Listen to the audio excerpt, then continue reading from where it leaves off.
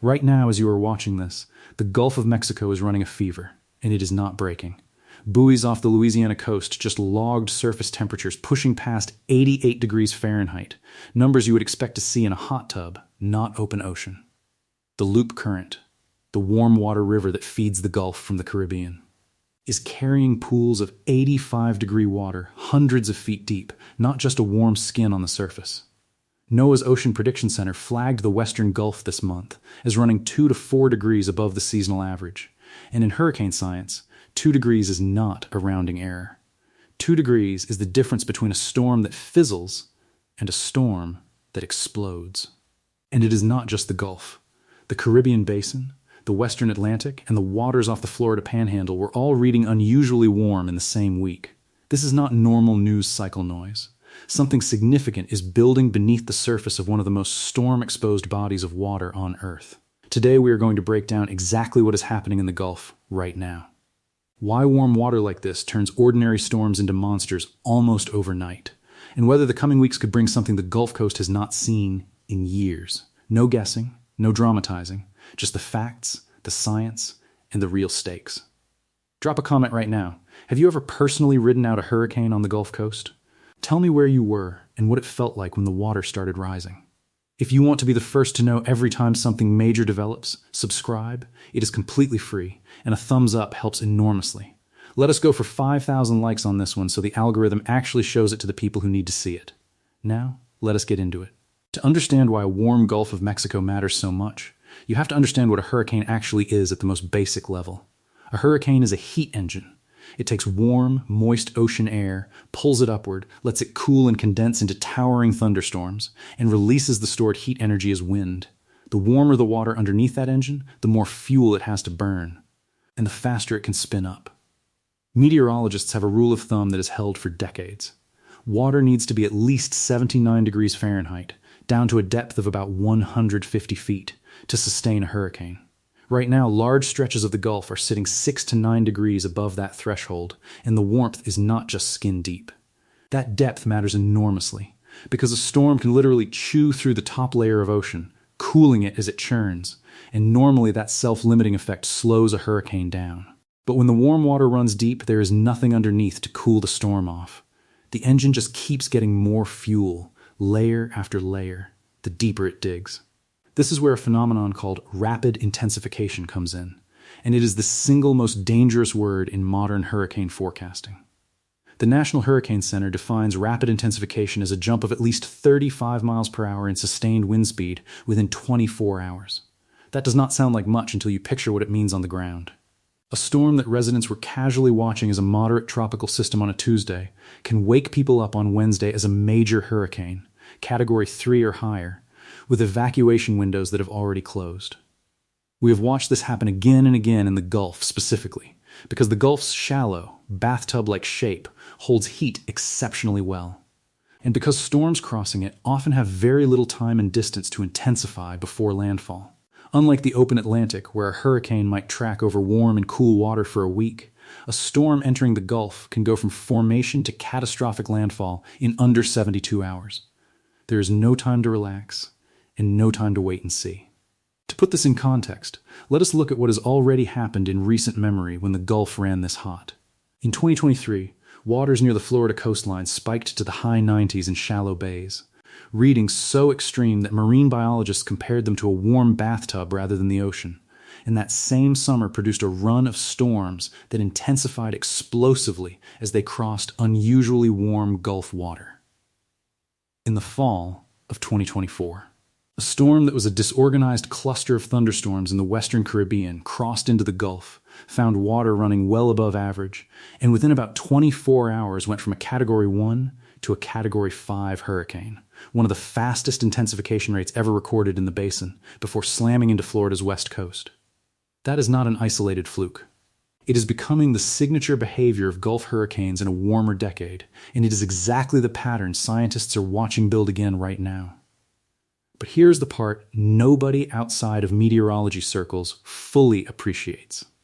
It is not only about how strong a storm gets, it is about how much water it can lift and dump. Warmer water means more evaporation, which means more moisture loaded into the atmosphere above the storm, which means catastrophic rainfall totals even from storms that never reach the highest wind categories. Hurricane Harvey in 2017 is the textbook case.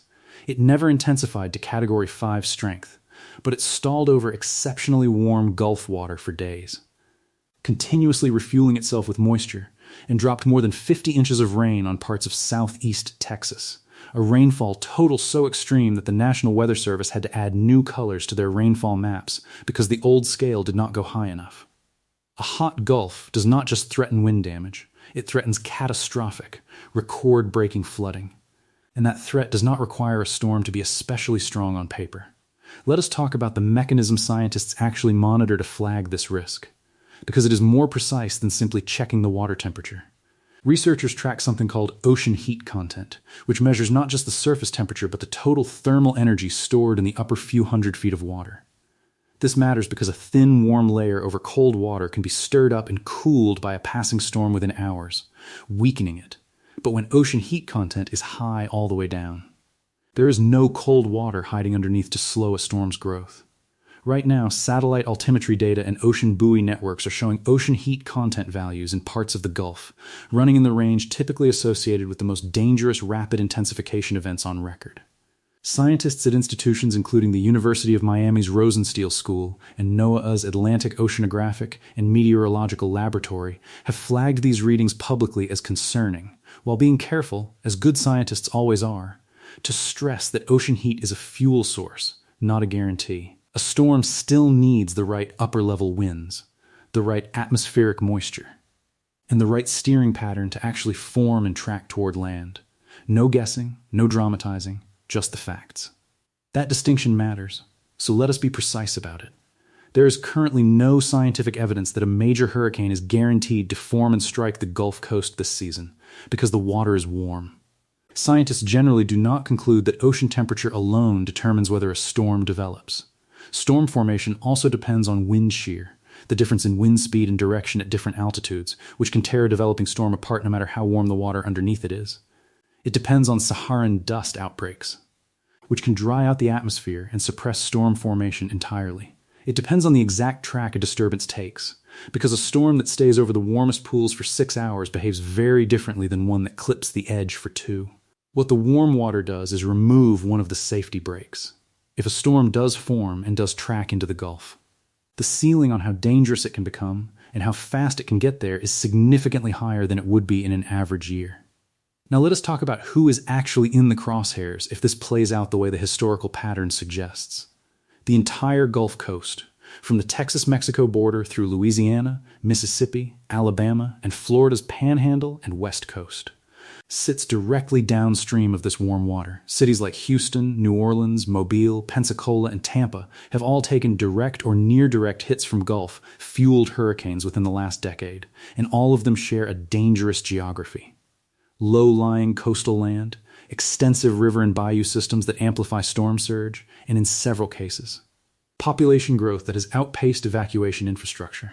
Storm surge is the single deadliest element of a Gulf hurricane, historically responsible for the majority of hurricane fatalities in the United States. A rapidly intensifying storm is especially dangerous for surge forecasting, because surge models depend heavily on a storm's wind speed and structure at landfall. And when that structure is changing by the hour, the surge forecast itself has to keep being revised upward, sometimes with only a day or two of warning for residents to respond. That changed fast is a phrase you will hear meteorologists use again and again this time of year, and it captures exactly why this warm water pattern deserves your attention now, before anything has even formed. Emergency management agencies across Gulf Coast states have already begun issuing early season advisories urging residents to review evacuation routes, stock emergency supplies, and monitor tropical outlooks daily rather than waiting for a named storm to appear. The Federal Emergency Management Agency and state-level emergency offices consistently emphasize that the time to prepare is before a storm exists on a map, not after, precisely because rapid intensification can compress what used to be a 5-day warning window into 2 days or less. If you live anywhere along the Gulf Coast, this is not a video meant to alarm you for its own sake. It is a video meant to make sure you are not caught flat-footed by a storm that goes from forecast footnote to major hurricane in a single news cycle. Keep an eye on a few specific signals over the coming weeks, because these are the indicators meteorologists themselves are watching most closely. First, the National Hurricane Center's tropical weather outlook, updated multiple times daily during the season, which flags any disturbance with development potential well before it becomes a named storm. Second, sea surface temperature anomaly maps published by NOAA, which show, in real time, exactly where the Gulf is running hottest and by how much. Third, wind shear forecasts, because low shear combined with hot water is the specific combination that has produced nearly every rapid intensification event in Gulf history. And fourth, the Saharan air layer tracker, because a healthy dust outbreak moving across the Atlantic can suppress development even in a hot water year, offering a genuine reprieve if the timing lines up. None of these signals guarantee anything on their own. Together, they are how scientists translate a warm ocean into an actual risk assessment, updated day by day rather than based on fear. If you follow Gulf hurricane coverage at all, the name Hurricane Michael probably already rings a bell. In October 2018, Michael intensified from a tropical storm to a Category 5 hurricane in roughly 48 hours as it crossed the eastern Gulf, catching the Florida Panhandle largely off guard, because official forecasts, based on the best data available at the time, simply could not keep pace with how fast the storm was strengthening. Mexico Beach, Florida, was essentially erased from the map.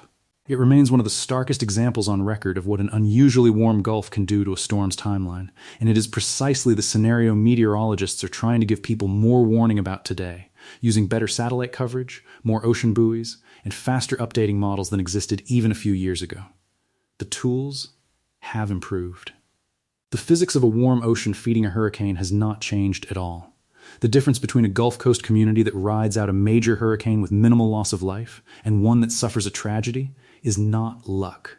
It is preparation, timing, and how seriously people take the warm water signal before a storm ever has a name. Communities with updated evacuation plans, reinforced levee and drainage systems, and residents who treat early tropical outlooks as a cue to prepare rather than a cue to wait consistently fare better when rapid intensification strikes. Communities that wait for an official hurricane warning before beginning any preparation are the ones most likely to be caught by a storm that strengthens faster than the warning system can keep up with. This is not a criticism of forecasters whose accuracy has improved dramatically over the past 2 decades. It is a reflection of a simple physical reality. Warmer water shortens the runway everyone has to react. So where does this leave us right now, today, as this warm water pattern continues to build across the Gulf? Scientists are not predicting doom. They are documenting a measurable, real, and historically significant departure from normal ocean conditions, sitting directly beneath one of the most hurricane-exposed coastlines on the planet, during a season when storm activity is already expected to run active. Whether that translates into a catastrophic landfall depends on atmospheric variables that are still unfolding day by day, and no one, no matter how good their model, can promise you an outcome months in advance. What can be promised is this: if a storm does organize over this water, the ceiling on how fast and how dangerous it can become is higher than it has been in years, and the margin for waiting to prepare is thinner than most people assume. To put the scale of this in perspective one more time, we are talking about a body of water responsible for fueling some of the fastest intensifying and most destructive hurricanes ever recorded on the North American continent. Currently running several degrees above where it should be at this point in the season, with that excess heat measured not just at the surface, but at meaningful depth. That combination, deep and widespread ocean heat beneath a coastline home to tens of millions of people, is exactly the setup meteorologists point to when they say the potential for a fast. Dangerous storm this season is real and worth watching closely, even before a single named system exists. We will be tracking this Gulf heat pattern closely in the weeks ahead, along with every disturbance that shows any sign of organizing over it, breaking down exactly what the data says without the hype and without the guesswork. If this kind of grounded, source-based breakdown of what is actually happening in our atmosphere and oceans is something you want more of, make sure you are subscribed so you do not miss the next one. And if you found this useful, that thumbs up genuinely helps get this information in front of people living along the coast who need to see it. Drop your own hurricane story in the comments if you have one. We read every single one. Let us go. See you in the next one. Let us go a layer deeper on how meteorologists actually measure this, because the phrase "the Gulf is warmer than average" gets thrown around loosely, and precision is exactly what separates a documentary like this one from a panic headline. NOAA and its partner agencies use a network of moored buoys, drifting sensors, satellite infrared imagery, and increasingly autonomous underwater gliders that physically dive through the water column and radio back a temperature profile from the surface down to several hundred feet. When all of that data gets compiled, scientists compare it against a 30-year climate baseline, essentially asking, for this exact location and this exact day of the year, how does today's reading compare to 3 decades of history? A reading of 1 degree above that baseline is noteworthy. A reading of 3 to 4 degrees above baseline, sustained for weeks and covering a wide geographic area rather than one isolated patch, is the kind of signal that ends up in NOAA's official seasonal outlooks and in briefings to coastal emergency managers. That is the tier of warming currently being recorded across large parts of the Gulf. It helps to understand why the Gulf runs hot more easily than most other hurricane basins in the first place, because its geography is almost purpose-built to trap heat. The Gulf of Mexico is a semi-enclosed sea, bordered by the United States, Mexico, and Cuba, with only 2 narrow connections to the wider ocean, the Yucatan Channel feeding in from the Caribbean and the Florida Straits draining out toward the Atlantic. That semi-enclosed shape means Gulf water heats up faster in spring and summer than the open ocean, because there is less deep. Cold water mixing in from far away to moderated. Add the loop current, which pumps warm Caribbean water directly into the Gulf's interior, and sometimes sheds massive rotating pools of warm water called eddies that can sit in place for weeks. And you get a basin that is essentially primed, geographically, to run hot at exactly the time of year hurricanes need fuel the most. This is not a new phenomenon invented this year. It is the underlying reason the Gulf has produced so many of the fastest intensifying storms in Atlantic basin history. What is different now is the baseline itself has shifted upward, so an average year in the Gulf looks like what used to be considered an unusually hot year a generation ago. Let us walk through what a worst-case timeline could actually look like, not as a prediction, but as an illustration of why speed is the defining danger here. Day 1. A cluster of thunderstorms in the western Caribbean, or Bay of Campeche, shows enough rotation for the National Hurricane Center to give it a development chance in its tropical outlook, perhaps 30 or 40% over the following week. Most people scroll past this kind of update without a second thought, and most of the time that is a perfectly reasonable reaction, because most disturbances never organize into anything. Day 2 or 3, if conditions align, that disturbance consolidates into a tropical depression, then a tropical storm, and crosses into the Gulf's warmest water. Day 4, with low wind shear and ocean heat content in the danger zone, the storm undergoes rapid intensification, gaining wind speed by the hour rather than by the day. Day 5, landfall, potentially as a major hurricane that was a loosely organized cluster of storms less than a week earlier. Compressed into that kind of window, evacuation orders, supply runs, storm shutters, and securing a home have to happen almost simultaneously, rather than in the leisurely, days-long sequence people picture when they imagine hurricane preparation. This is exactly the scenario Gulf Coast emergency planners train for every single year, and it is exactly the scenario a hot Gulf makes more likely. Not certain, but more likely. There is also an economic dimension to this that rarely gets attention outside of insurance industry reports, and it is worth including here because it shapes how seriously coastal communities are treating this pattern. The Gulf Coast is home to a significant share of America's oil and gas refining capacity, major shipping ports, and a tourism economy worth tens of billions of dollars annually. A single major hurricane making landfall near a concentration of refineries or ports does not just threaten the immediate coastline. It can ripple through national fuel prices and supply chains within days, which is part of why federal agencies monitor Gulf conditions so closely even outside of the immediate human safety concerns.